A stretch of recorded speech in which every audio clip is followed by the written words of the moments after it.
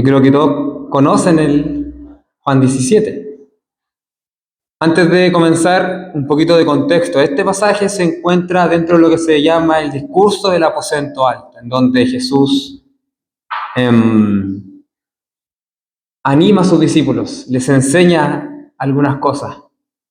Ya como que no piensa mucho en sí mismo, sino en lo que ha de venir, sino que tiene un tiempo también para consolar y traer ánimo a sus discípulos. Y como buen maestro, él cierra este discurso del aposento alto, que acude desde los versículos 14 al 17, con una oración.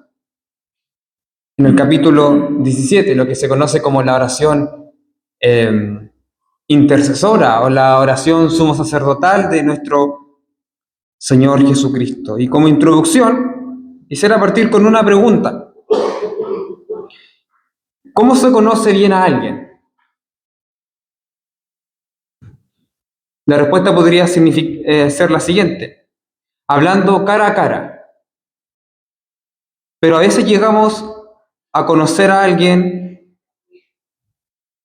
aún mejor si lo oímos hablar cara a cara con la persona que más ama. La facilidad de la relación, la libertad de hablar de corazón, la certeza de que no hay peligro de malentendido y la falta de miedo a compartir secretos. Todo ello favorece la libertad de expresión y el no guardarse nada. Nosotros vemos aquí que el Salvador no se guarda absolutamente nada cuando va a hablar con su Padre, porque no tiene nada que perder. Tiene mucho que ganar.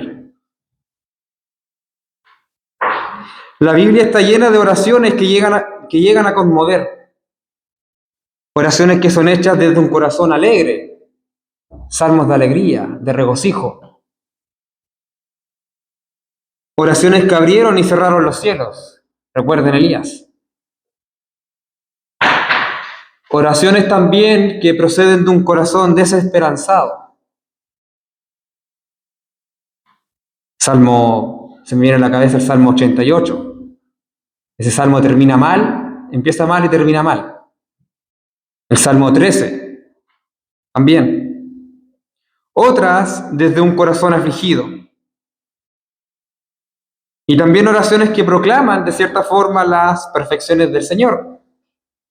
De hecho, es cosa de echar un vistazo a las oraciones de los Salmos, en donde se proclaman las perfecciones del Señor. Los distintos profetas que alababan al Señor por su grandeza y reyes que encontramos a lo largo de la revelación bíblica. Salomón es uno de ellos. Daniel, Jeremías, hombres que oraban al Señor.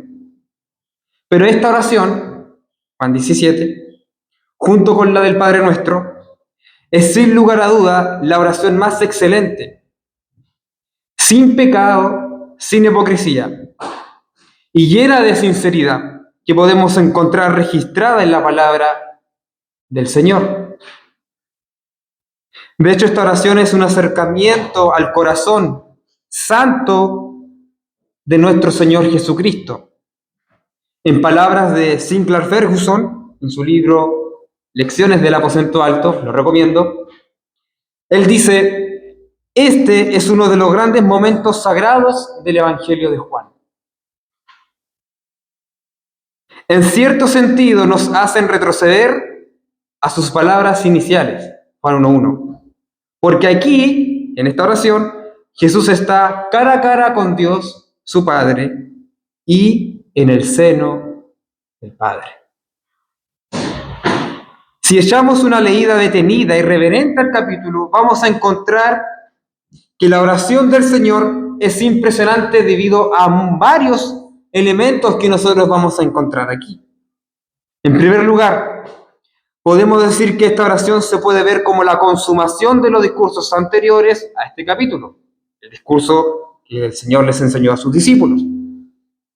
Muestra que la base firme y sólida para todas las razones de consuelo, exhortación y predicciones están en el cielo. En segundo lugar, esta oración nos llama a que nuestras propias oraciones deben, en todos los aspectos, buscar la gloria de Dios y de que también deberíamos orar los unos por los otros. Si Jesús lo hizo, ¿cuánto más nosotros?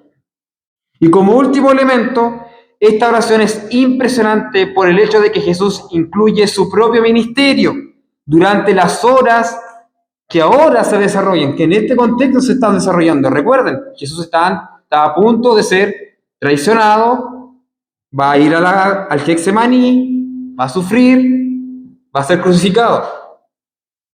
Entonces, en la vida de Cristo, esta oración está envuelta en medio de una crisis. Pero lo que siempre me ha llamado la atención es que Jesús siempre tiene un tiempo para preocuparse del otro. De hecho, cuando está en el Getsemaní, él detiene su oración en 3 ocasiones para ir a ver a sus discípulos para ver si están orando, ¿no? Entonces ahí vemos algo del corazón del Señor.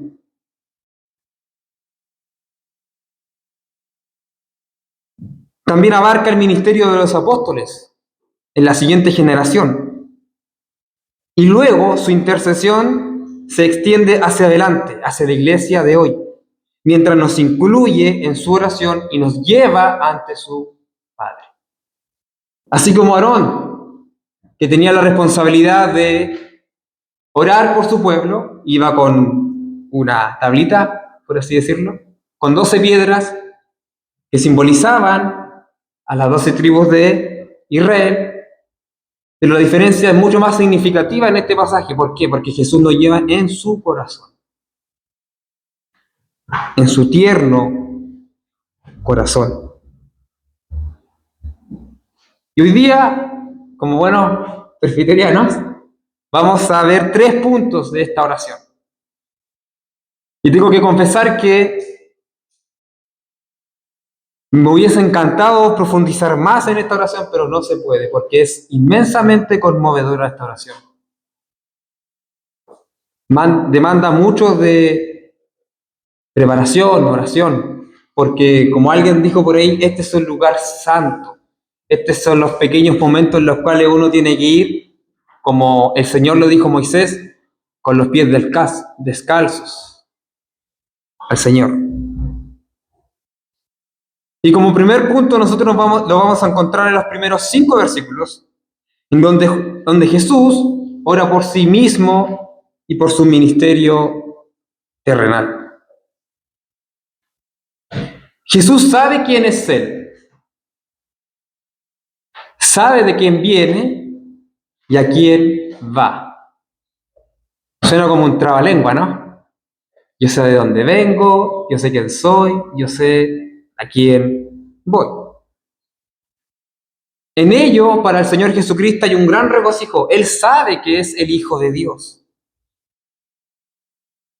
Él sabe que Él viene del Padre, del seno del Padre. Pero eso en ningún sentido, en el corazón de Cristo, va a tener la idea de que se va al Padre sin antes haberlo glorificado o reflejando su resplandor y gloria. Y por otro lado, cumplir con la misión que le ha sido encomendada. Después de que Cristo se tomara el tiempo de enseñar, de animar, exhortar a sus discípulos, obviamente también consolarlos, porque más de alguno estaba con dudas, tristes, en lo que se conoce como el discurso del aposento alto, culmina esta sección del Evangelio de Juan con una oración muy solemne. De hecho, Jesús es tan misericordioso y tan bueno que permite que sus discípulos escuchen las palabras que Jesús tiene en su corazón. Como les decía al principio, ahora Jesús no tiene nada que perder. Él va a ser sincero con lo que va a decir. Después de haber dicho todo lo que tenía que decirle a sus discípulos, Él humildemente levanta sus ojos al cielo De hecho, el versículo 1 dice, estas cosas habló Jesús y alzando los ojos al cielo, dijo, como una señal de su absoluta dependencia de su Padre. Y por otro lado, nos enseña que todas las cosas vienen de la buena y bondadosa disposición del Padre.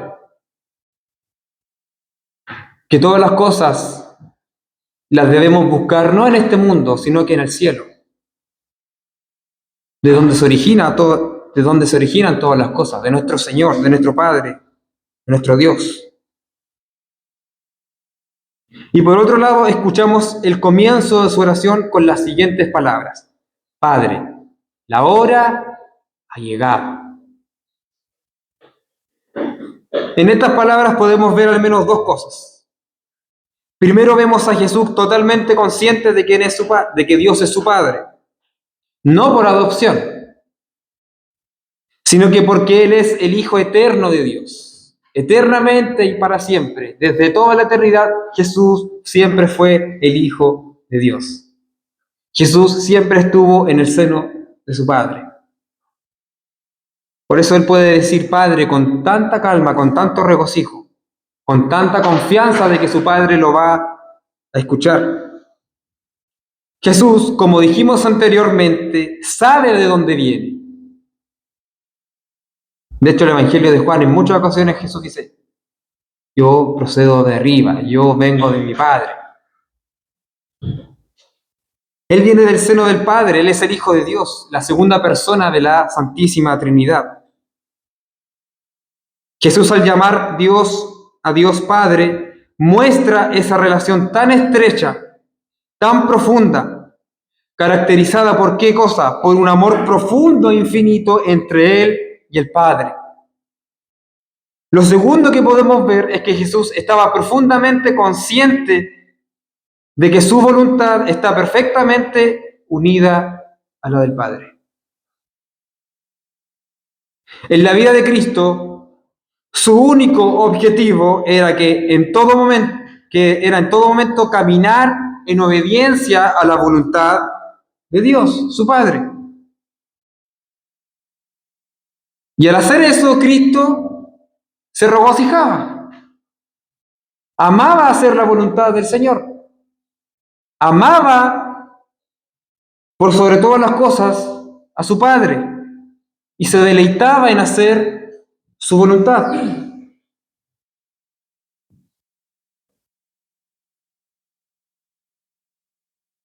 La hora ha llegado. ¿Qué es esto? La hora ha llegado. Esta es una expresión que nos enseña que Jesús entiende que es el momento en el que tanto Él como su Padre sean glorificados. Esta es una expresión que Jesús en dos ocasiones en este Evangelio dice para señalar que se sujeta en amor a la voluntad del Padre. En pocas palabras, Jesús está dispuesto a trazar, o mejor dicho, caminar en el camino que el Padre ya había trazado antes de la fundación del mundo. Y Jesús continúa en este diálogo intratrinitario con su Padre y dice, glorifica a tu Hijo para que tu Hijo te glorifique a ti. Y aquí vemos un deseo del Hijo, que es que el Padre sea glorificado en Él. Y ahora la pregunta es, ¿cómo el Hijo va a glorificar al Padre? ¿Cómo lo va a hacer? La respuesta la vamos a encontrar en el versículo 4, en donde dice, yo te glorifiqué en la tierra, habiendo terminado la obra que me diste que hiciera. Toda la vida y el ministerio de Jesús en esta tierra tenía como último fin la gloria del Padre, en la obediencia suprema del Hijo. Y eso incluye sufrimiento, pasión, la cruz, su resurrección, etc. El momento había llegado, todo estaba eternamente orquestado y ordenado para que el Hijo sea glorificado, ni antes ni después, según la hora establecida por el Padre. Jesús no tenía apuros, porque él sabía que su voluntad estaba amorosamente unida a la de su Padre. Por eso podemos decir que Cristo es el varón perfecto en obediencia. ¿De qué obra está hablando Jesús? ¿Con qué obra el Padre el Hijo va a glorificar al Padre? El versículo 2 nos dice lo siguiente: para que le dé vida eterna a todos los que le has dado. Jesús vino a un mundo muerto en sus delitos y pecados. Él visitó a su creación, Dios siendo encarnado en la persona de Cristo. Una creación perdida, sin vida espiritual. ¿Y cuál es el fin de esta encarnación de Cristo? La vida eterna. ¿Por qué? Porque Él es quien tiene vida eterna en sí mismo. Él es el Señor de la vida. Él es el Señor que infunde vida eterna a todos aquellos que se arrepienten y que confiesan al Señor. Pero Él le da vida eterna solamente a aquellos que el Padre, en su soberana voluntad, les ha dado como regalo. Y aquí vemos una demarcación. Porque Cristo está orando por su pueblo. No por todo el mundo, por su pueblo.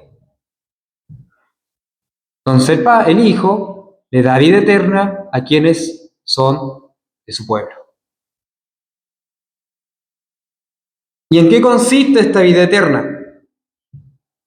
Versículo 3. Y esta es la vida eterna, que te conozcan a ti, el único Dios verdadero, y a Jesucristo, a quien tú has enviado. Este es el punto inicial de la vida eterna en nuestras propias vidas. Jesús es la vida eterna haciéndose presente en forma de un siervo obediente. Él es la imagen gloriosa por la cual nosotros podemos conocer al Padre en todas sus perfecciones. Porque solamente podemos tener vida eterna cuando tenemos comunión con el Padre por medio del Hijo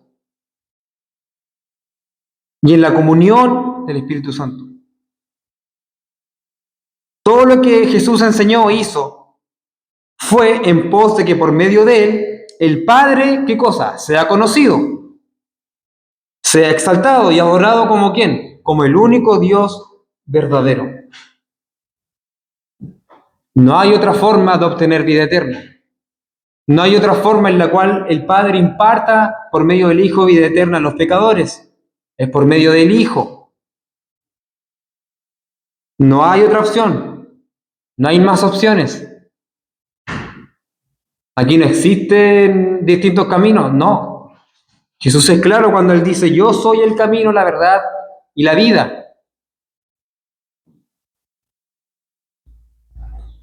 En esta revelación de Cristo como aquel que nos da vida eterna, no solo el Hijo es glorificado.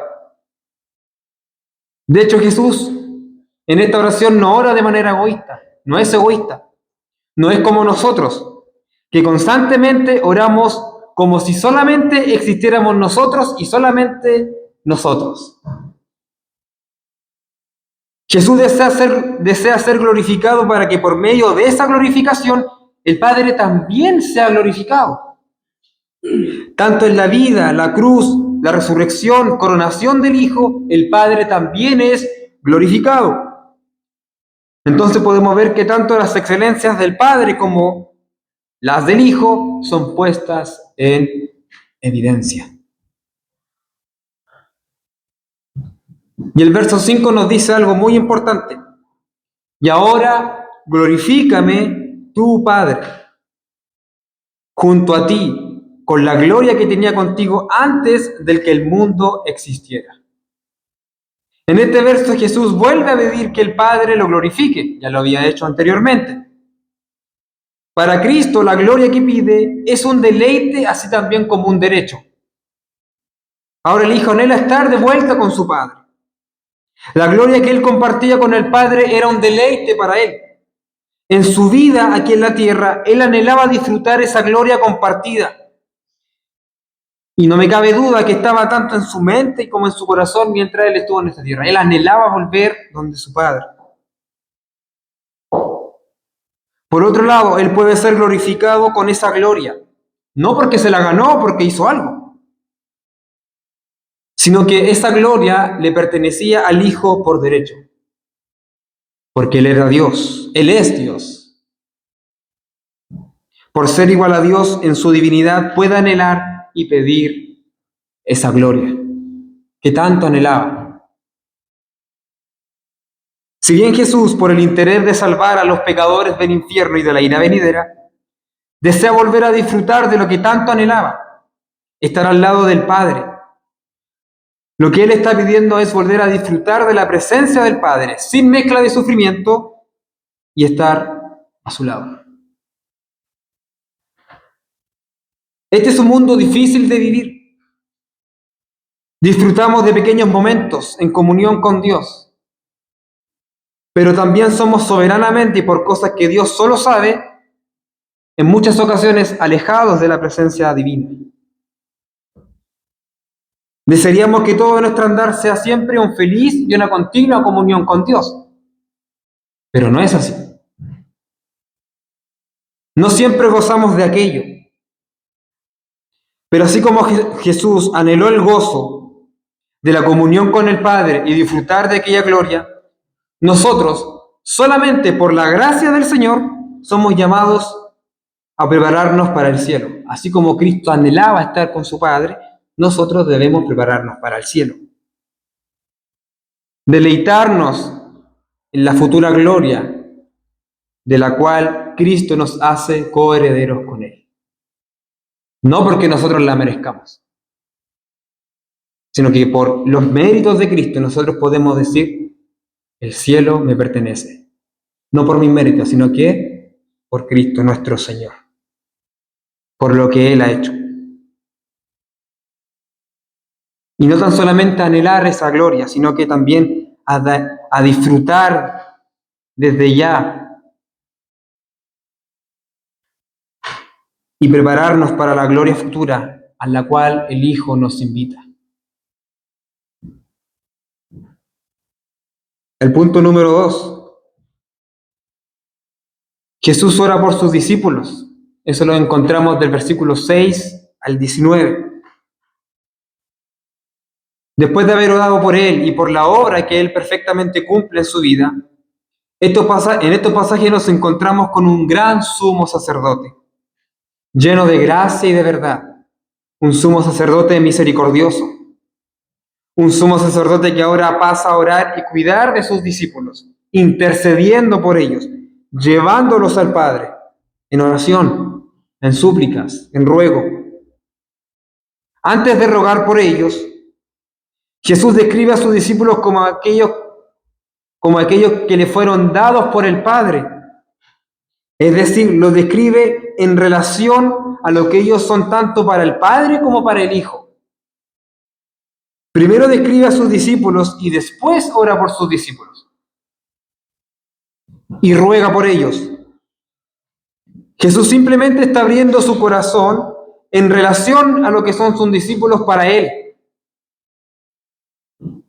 De hecho, a pesar de todas las imperfecciones de los discípulos, a Jesús le importa demasiado sus discípulos. Los ama demasiado. A tal punto que Él, en otras palabras, está diciendo, Padre, yo amo a estos discípulos así como tú los amas. ¿Y saben por qué Jesús nos ama?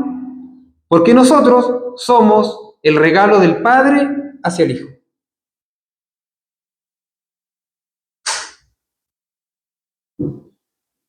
Él reconoce que ellos le pertenecen al Padre por causa de la elección eterna por las cuales Dios escogió a un pueblo y se los dio al Hijo. Cristo reconoce que todos los hombres le pertenecen a Dios.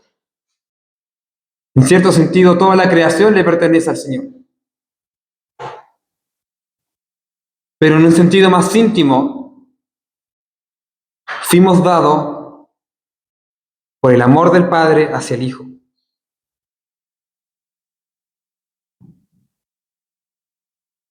Pero en este contexto Jesús reconoce que Dios les ha dado a unos hombres como regalo. Y ahora hay algo muy importante. El valor de la elección de estos hombres y también de nosotros no pasa en ningún sentido por algún valor inherente que podamos tener nosotros en nosotros mismos, sino porque somos el regalo de amor del Padre para el Hijo. Y por medio de este regalo podemos ver cuánto Dios nos ama en su Hijo Jesucristo. A pesar de las falencias de los discípulos y también de nuestras falencias, podemos saber y reconocer dos cosas. En primer lugar, Dios en Cristo nos ha guardado en su nombre.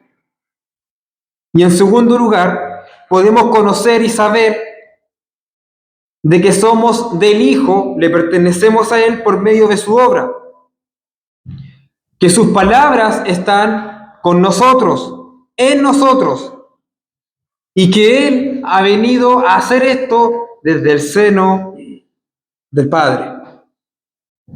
Jesús no pierde ni un solo instante de su oración por ello y ruega al Padre por sus discípulos, para que también ellos sean preservados del mal, sean guardados en el nombre del Padre y también en el nombre del Hijo. Él señala que ya no estará en el mundo, su partida está cerca, y es tan el infinito amor y bondad por ellos que Él no cesa de orar por sus discípulos, para que los guarde. Padre, guárdalos en tu nombre, el nombre que me has dado. ¿Con qué fin? Para que ellos sean uno, en contraposición al mundo.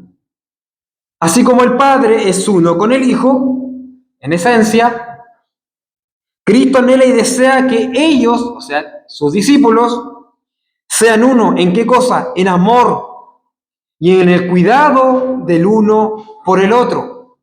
Y así como el Padre y el Hijo se gozan mutuamente, ellos tengan el gozo divino en sus corazones. Ese gozo que solamente puede impartir el Espíritu del Señor. Ninguna persona, por más que te agrade, puede impartir ese gozo que solamente Dios te puede dar. Porque ese gozo que te imparte la otra persona siempre lo va a hacer en ciertas ocasiones con una segunda intención. Yo te doy gozo, pero tú también me tienes que dar. Así funcionamos. Pero así no funciona a nuestro Señor. Él sabe que nosotros no podemos, no tenemos la capacidad de devolverle absolutamente nada. Pero a pesar de eso, Él imparte su gozo incondicionalmente. Un aspecto importante de esta oración de Cristo es que desea y ruega al Padre que no lo saque del mundo, pero sí pide que lo guarde del mundo. Tenemos que ser realistas. El mundo en el que nosotros vivimos es duro, difícil. Y gracias al Señor porque la Escritura es muy clara y honesta en decirlo. La Biblia, las Escrituras no andan con rodeos. Es súper honesta. Nos muestra la realidad del mundo, nos muestra la realidad en la cual nosotros vivimos. Pero también nos enseña que hay una gloria inescrutable.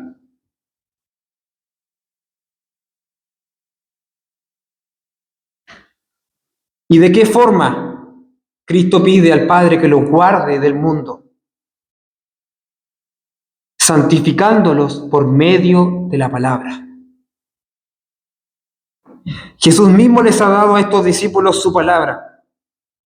que es esa misma palabra que viene del Padre, como el mejor don que ellos pueden recibir, como el mejor don que nosotros podemos recibir, ser santificados por medio de la santa palabra, la palabra del Señor, esa palabra que llena el corazón, esa palabra que regocija el alma, esa palabra que puede transformar un corazón que antes era enemigo de Dios, pero que ahora pasa a ser hijo de Dios, amigo de Dios, parte de la familia de Dios. Ellos, al ser dados por el Padre al Hijo, que no es de este mundo, no son del mundo. Jesús le dice, ellos no son del mundo. Ellos le pertenecen al Hijo. Y donde va el Hijo, luego ellos le seguirán. Donde fue el Hijo, donde fue Cristo, estaremos nosotros. Porque no somos de este mundo. Cristo nos ha comprado. Y yo no creo que la redención haya sido algo trivial, no. Cristo no derramó cada gota de su sangre por algo tan fome que simplemente dejarnos a nuestras andanzas. Nos redimió, pero también nos preserva. Y nos va a preservar.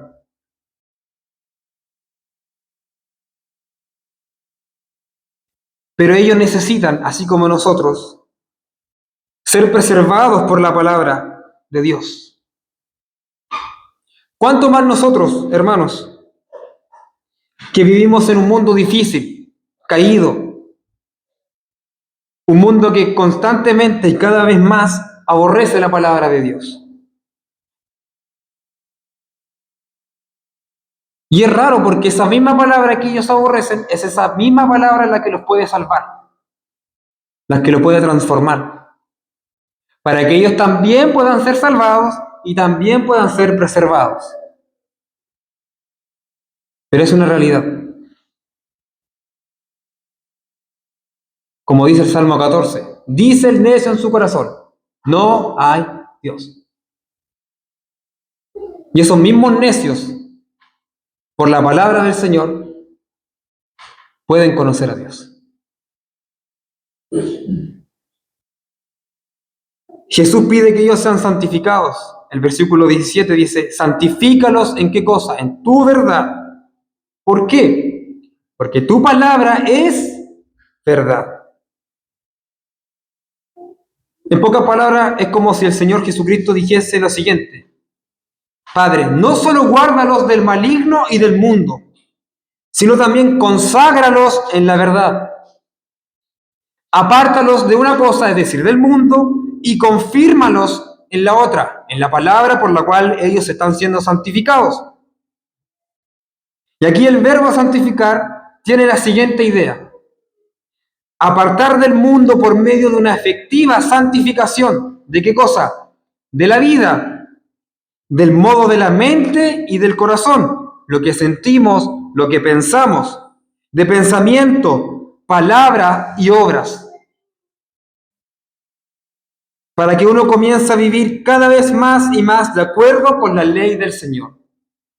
Ya no con la ley del mundo, ya no con lo que el mundo cree que es bueno, sino que ahora esta santificación, ¿qué va a hacer? Que nuestro corazón dirija sus ojos, su mirada al Señor de la ley, al Señor que nos ha dado su palabra, que para que por ella nosotros podamos ser santificados. Solo por medio de la palabra de Dios, que es la verdad que nos santifica, el discípulo de Cristo se es santificado. Yo no conozco ningún otro método por la cual nosotros podamos ser santificados. Me van a disculpar, pero ese pan de vida que parece un verdadero tarot no sirve, hermanos. Si tú quieres realmente ser santificado, gobernado y hecho totalmente dispuesto a vivir en santidad a Dios, toma la palabra del Señor y léela.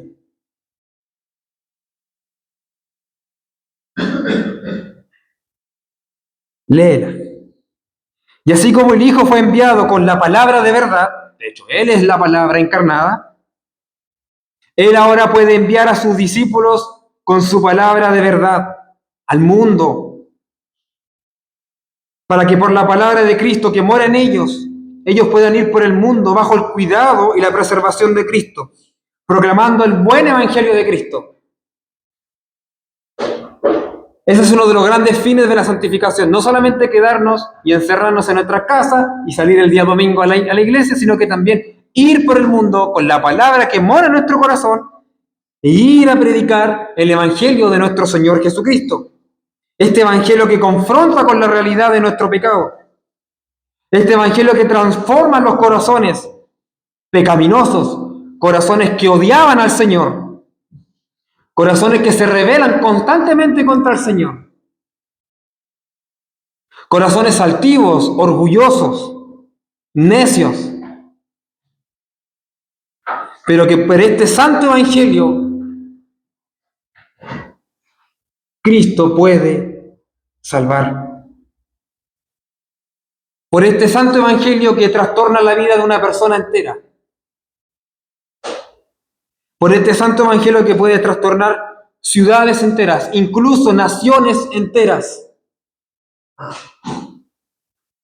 Alguien oró por ahí, Señor, dame Escocia o me muero.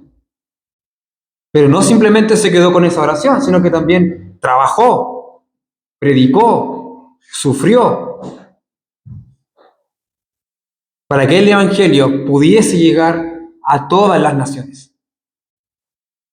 Porque en todas las naciones hay discípulos del Señor que deben escuchar el evangelio, que necesitan ser santificados. De estos versículos del 6 al 19 vemos el profundo amor de Cristo por sus discípulos. Los describe como regalos que el Padre les ha dado al Hijo.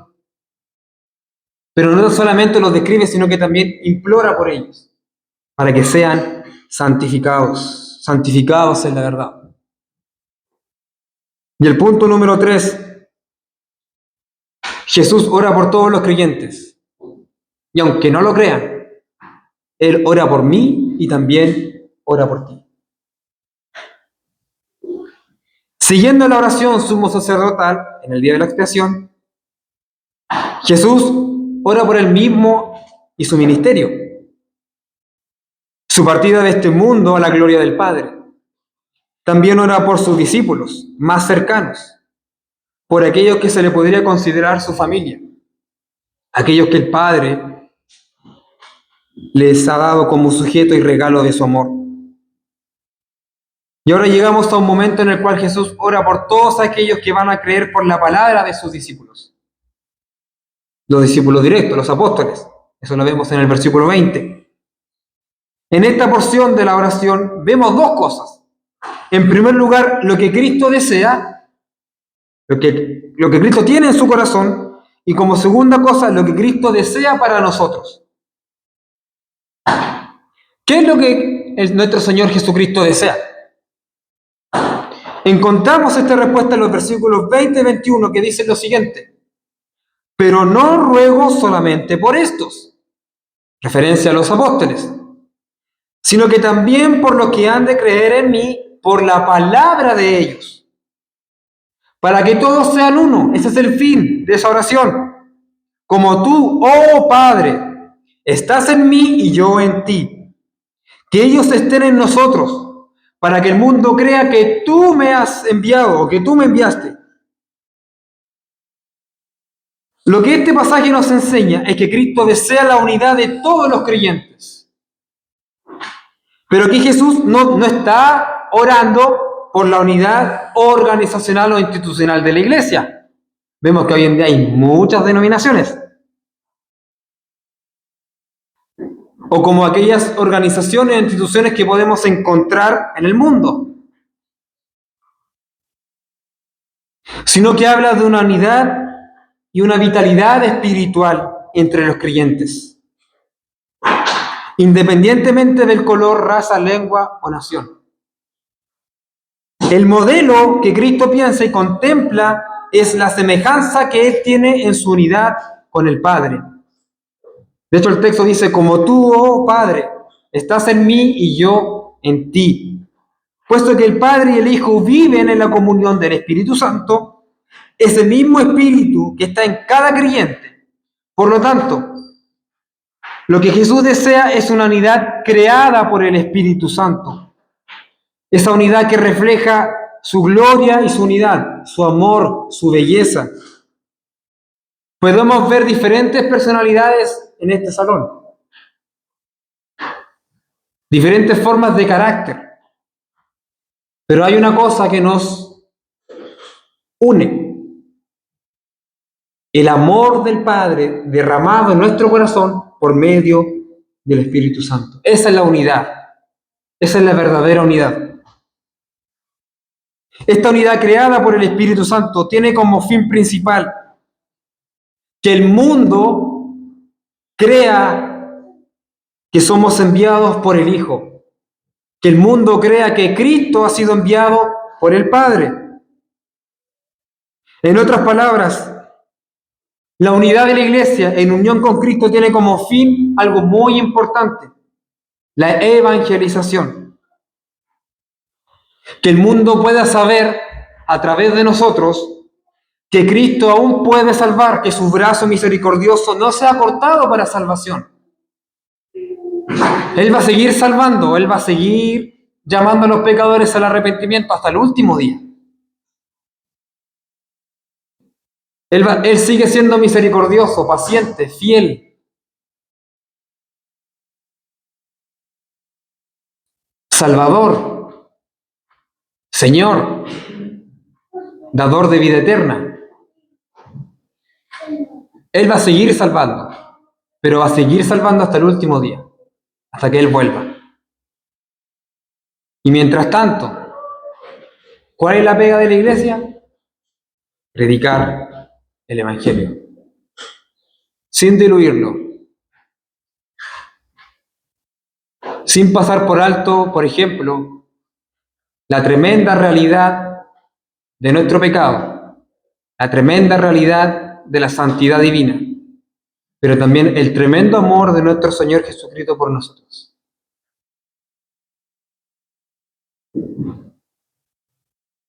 Otro aspecto que encontramos y que el texto lo dice es lo que Cristo desea para nosotros. Cristo desea y anhela nuestra redención. El verso 24 nos dice: Padre, quiero que los que me has dado estén también conmigo, donde yo estoy.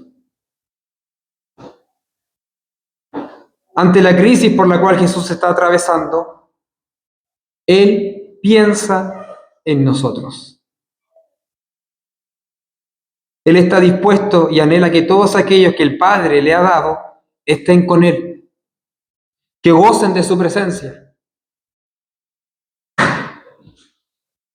Qué maravilloso, qué gran sumo sacerdote tenemos, que se compadece de nuestras debilidades, se compadece de lo frágil, de lo vano que somos. Y como por así decirlo, en el peor momento de su vida, Él piensa en nosotros.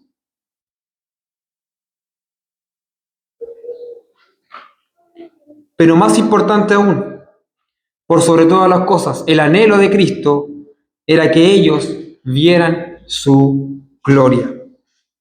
Para que vean mi gloria, dice el Señor. El Hijo desea que todos los creyentes lo contemplen para siempre, es decir, el esplendor de sus atributos, tal como se refleja en su naturaleza humana exaltada y en el carácter transformador, el gozo indescriptible, el amor inextinguible y la paz perfecta de todos los que entran en el descanso que aguarda al pueblo de Dios. Eso es lo que desea el Señor Jesucristo. Esa es la gloria de la cual habla su hijo, el Hijo al Padre. Esto es por lo que nosotros fuimos creados. Fuimos creados para que contemplemos la gloria del Hijo, para que nuestro gozo no esté fundado en nada de lo que pueda darnos el mundo, que pareciese que cada día más perece y parece marchitarse todas las promesas mundanas que nos pueden dar, se marchitan, para que podamos realmente levantar nuestros ojos y ver que lo mejor está por venir. Lo mejor está por venir. ¿Y qué es lo mejor que está por venir? Cristo mismo, ni siquiera el cielo. Cristo, la persona de Cristo. Porque eso es lo que necesitamos. No necesitamos calles de oro. Necesitamos a Cristo, lo necesitamos a Él. Necesitamos conocerlo a Él. Cualquier otra cosa que uno esté anhelando en su corazón, que no sea Cristo, arrepiéntase o arrepintámonos. Porque nuestro mayor gozo, nuestra mayor gloria es Cristo mismo. Cristo mismo haciéndose vida en nuestro corazón. Y finalmente, en los versículos 25 y 26, nos encontramos con el argumento sobre el cual la oración del Salvador se sostiene y sobre la cual todos los méritos del Hijo se aplican al corazón de los redimidos. El Padre ama al Hijo y en ese amor el Hijo confía en que todos aquellos que le fueron dados al Hijo van a ser preservados. Es como que Jesús está colocando todos sus méritos, todas sus perfecciones delante del Señor con el fin de que nosotros podamos ser perseverados. Y también para que el amor del Padre sea derramado en nosotros. Y Jesús descansa en eso. En cierto sentido, descansa. Padre, yo tengo un pueblo. Yo no quiero que ese pueblo perezca. Presérvalos en tu verdad. Guárdalos en tu verdad. Aquí están. Son tuyos. Presérvalos. Guárdalos. De hecho, es a causa del amor que el Padre tiene hacia el Hijo que el Hijo puede reconocer y decir que el amor del Padre puede ser derramado en ellos por medio de la morada del Espíritu Santo en ellos. Esto es lo que Juan 17 intenta decirnos. Porque Juan 17 es, como toda la palabra de Dios, un manantial, un manantial inagotable. Puedes pasarte la vida entera estudiando este pasaje, pero no vas a encontrar el final. Y eso es bueno, porque se nos va a obligar a querer seguir profundizando. Pero damos gracias al Señor, porque tenemos a un gran sumo sacerdote que traspasó los cielos, que está sentado a la diestra del poder de Dios, que intercede por nosotros, que perfecciona nuestras horribles oraciones y que las puede presentar delante del Padre. Ese es nuestro Señor. Ese es el amor de nuestro Señor.